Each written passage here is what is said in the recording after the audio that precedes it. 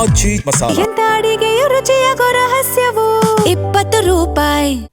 ಸಕಲ ಸರ್ಕಾರಿ ಗೌರವದೊಂದಿಗೆ ಚೆನ್ನಮ್ಮ ಅವರ ಅಂತ್ಯಕ್ರಿಯೆಗೆ ನಿರ್ಧಾರ ಮಾಡಲಾಗಿದೆ. ಅಂತಿಮ ದರ್ಶನವನ್ನ ಪಡೆದ ಬಳಿಕ ಸಿಎಂ ಡಿಕೆ ಶಿವಕುಮಾರ್ ಅವರು ಇದರ ಬಗ್ಗೆ ಹೇಳಿಕೆಯನ್ನ ನೀಡಿದ್ದಾರೆ.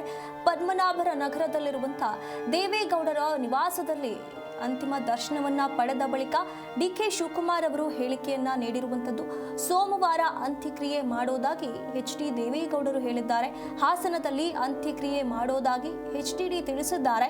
ಅಗತ್ಯ ಕ್ರಮ ಕೈಗೊಳ್ಳುವಂತೆ ಈಗಾಗಲೇ ಸೂಚನೆಯನ್ನ ನೀಡಿದ್ದೇನೆ.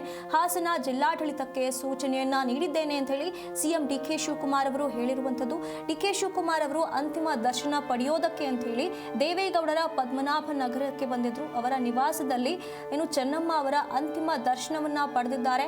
ಅದಾದ ಬಳಿಕ ಹೇಳಿಕೆಯನ್ನ ನೀಡಿದ್ದಾರೆ. ಇಲ್ಲಿ ಸಕಲ ಸರ್ಕಾರಿ ಗೌರವದೊಂದಿಗೆ ಅಂತ್ಯಕ್ರಿಯೆಯನ್ನ ಮಾಡಬೇಕು ಅಂತ ಹೇಳಿ ನಿರ್ಧಾರ ಮಾಡಲಾಗಿದೆ.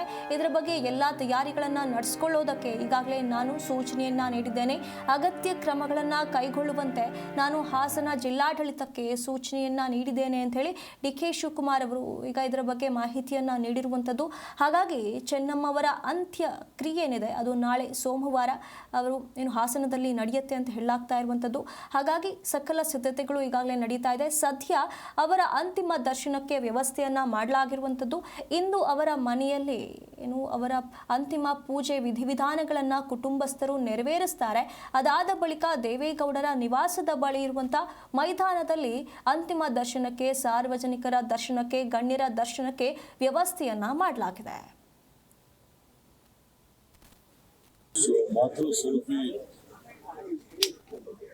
ಚೆನ್ನಮ್ಮನವರು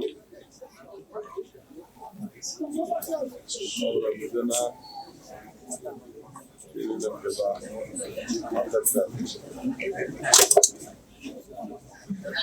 ಆರೋಗ್ಯ ಗಂಭೀರವಾಗಿದೆ ಅನ್ನೋದನ್ನ ನಾವೆಲ್ಲ ಮಾಹಿತಿಯನ್ನ ನೀಡ್ತಾ ಇದ್ದೀವಿ. ಪೊಲೀಸರು ಕೂಡ ಚೆನ್ನಾಗಿದ್ದಾರೆ ಅಂತ ಹೇಳಿ ಅಪಾರ ಈ ರಾಜ್ಯ ದೇಶದ ಒಂದು ದೊಡ್ಡ ಕುಟುಂಬಕ್ಕೆ ರಾತ್ರಿ ಎಲ್ಲ ಕಷ್ಟದಿಂದಲೇ ಸುಖದಿಂದಲೇ ಜೊತೆ ಹಿಡ್ಕೊಂಡು ಒಂದು ದೊಡ್ಡ ಸೇವೆಯನ್ನು ಮಾಡಿದಂತ ಒಬ್ಬ ಧೀಮಂತ. ನಾವ್ಯಾರು ಶಾಶ್ವತವಾಗಿ ಇರ್ಲಿಕ್ಕಾಗುವುದಿಲ್ಲ.